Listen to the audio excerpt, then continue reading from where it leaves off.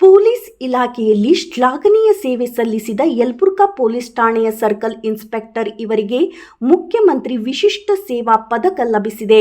78ನೇ ಸ್ವಾತಂತ್ರ್ಯೋತ್ಸವ ಸಂಭ್ರಮದ ನಿಮಿತ್ತ 2024-25ನೇ ಸಾಲಿನ ಮುಖ್ಯಮಂತ್ರಿ ಪದಕವನ್ನು ಇಲ್ಲಿ ಯಲಬುರ್ಗಾ ಸರ್ಕಲ್ ಇನ್ಸ್ಪೆಕ್ಟರ್ ಮೌನೇಶ್ವರ್ ಮಾಲಿ ಪಾಟೀಲ್ ಅವರು ಪಡೆದಿದ್ದಾರೆ.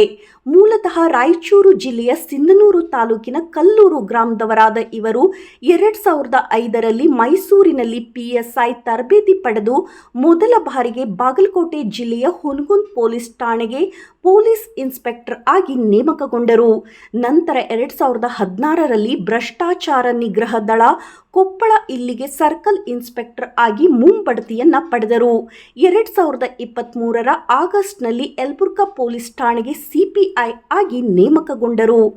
ಅಕ್ರಮ ಮದ್ಯಪಾನ, ಅಕ್ರಮ ಮರಳು, ಇಸ್ಪೀಟ್, ಜೂಜಾಟ, ಹಲವಾರು ಕಳ್ಳತನ ಹಾಗೂ ಇತರ ಕ್ಲಿಷ್ಟಕರ ಪ್ರಕರಣಗಳನ್ನು ಭೇದಿಸಿದ್ದಾರೆ.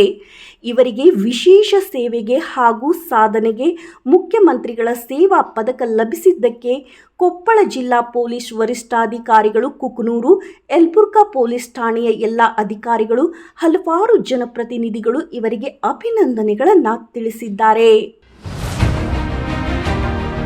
ಚೆನ್ನಯ್ಯ ಹಿರೇಮಠ, ಕುಕನೂರು.